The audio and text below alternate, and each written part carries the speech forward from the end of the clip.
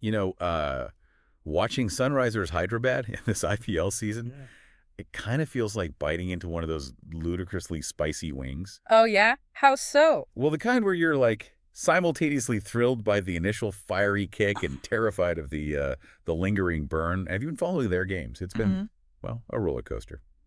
Explosive highs and some pretty dramatic lows. It has indeed. And that volatile mix is exactly what we're unpacking today. We've been looking closely at their approach this season, this sort of unwavering commitment to aggressive batting from ball one. Right. Our aim is to really understand why they're so steadfast in this high risk, high reward strategy, especially, given the recent bumps in the road. It's almost a complete 180 from last year, isn't it? Just Yeah. cast your mind back to the Travis Sheck era. Oh, yeah. Abhishek Sharma and Travis Head coming out and just Ah. just dismantling bowling attacks in those initial 6 overs, the power play, right? Those crucial opening overs where fielding restrictions are in place, letting Yeah. batsmen attack more. Totally. It was like they were operating on a different clock. Exactly. Scoring at a rate that left everyone else in a different time zone. You'd barely settle into your seat, and they'd already smashed like 50 or 70 runs. Absolutely. They established this incredible dominance right from the outset. It wasn't just about scoring runs, it was about seizing the initiative,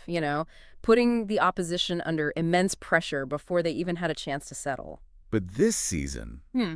um, it feels like the fireworks have been replaced by the occasional sparkler, doesn't it? That explosive start that terrified bowlers last year seems to be misfiring quite a bit more. More fizzle than bang sometimes. Yeah. Of course, we can't ignore that one outlier, that incredible game where they went absolutely ballistic and scored 286 runs. It was like a glorious echo of their past A dominance. massive score, no doubt. But putting that aside, the kind of consistently mammoth totals that some were jokingly predicting, whispers of breaching that 300-run mark that feels a long way off right now. So the central question for me is, what's behind this shift in consistency and why this persistent dedication to keep attacking so fiercely?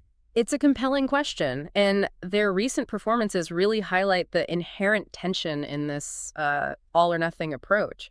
They've clearly decided that ultra-aggression is their defining characteristic, what sets them apart. We're at their brand. Exactly. It's a bold statement, this commitment to fearless, boundary-hitting cricket.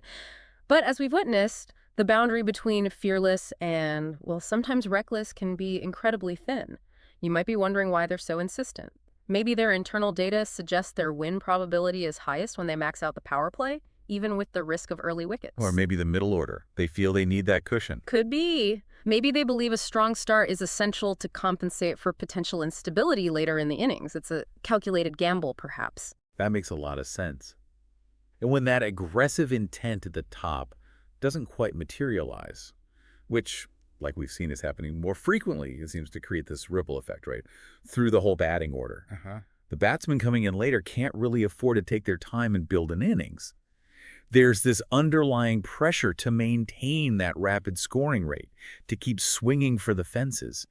It's almost as if they feel obligated to continue that high-octane tempo, whatever the situation. Exactly. The early loss of wickets fundamentally disrupts the rhythm. The middle order is then thrust into a high-pressure situation right away, significantly increasing the likelihood of those missed time shots and catches we've been seeing.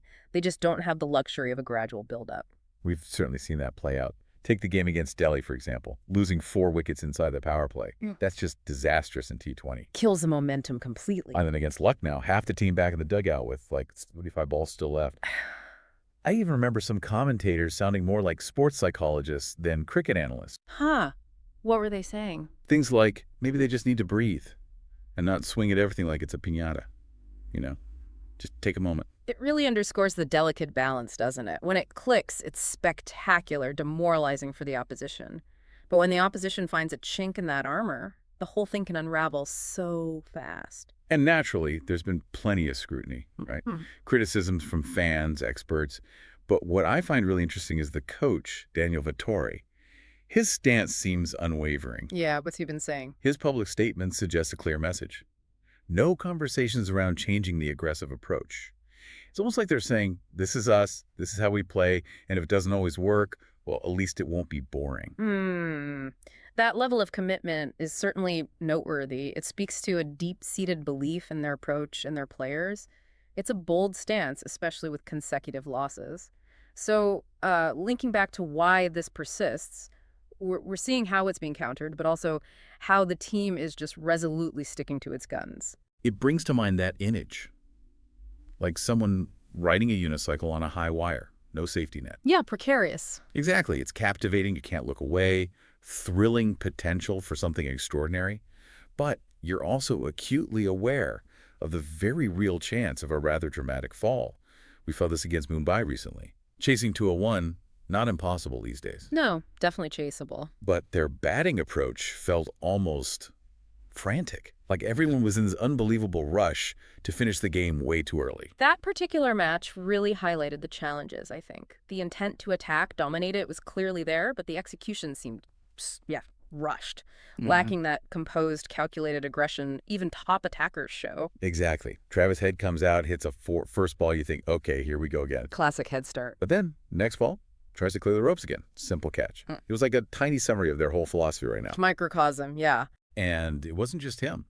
We saw similar dismissals. Ishan Kishan, Nitish Reddy, even Abhishek Sharma, all going for those big impact shots early. But finding fielders, it felt like they were prioritizing the spectacular over maybe a more strategic build sometimes. And we also have to give credit to the opposition bowlers, right? They've clearly analyzed SRH's tactics and are adjusting. Oh, definitely. We're seeing more variety, slower balls, cutters, changes of pace, designed to deceive batsmen who are just looking to hit through the line. They're not just feeding them pace anymore. It's like a pitcher seeing a batter swinging hard and throwing a changeup, basically. Exactly that. Disrupt the timing. And it's working. Absolutely. It's like the league's bowlers have collectively gone, okay, we see your plan A. We're not just going to be targets.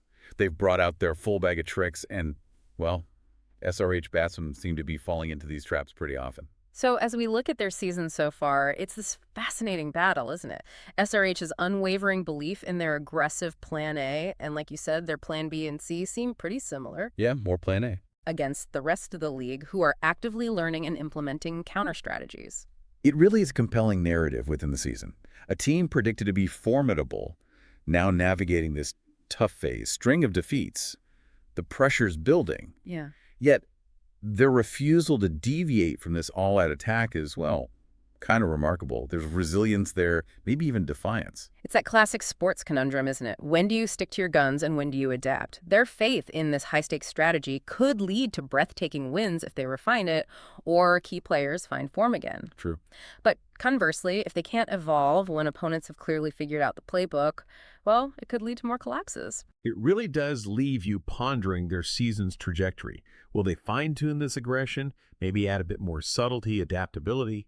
Or are they destined to either explode spectacularly or completely fade? That central question. Dazzling fireworks or a complete power outage for SRH? And it makes you wonder, putting yourself in their shoes, what subtle adjustments, what tweaks could you make to help navigate this high-stakes approach without totally ditching the identity they're so set on?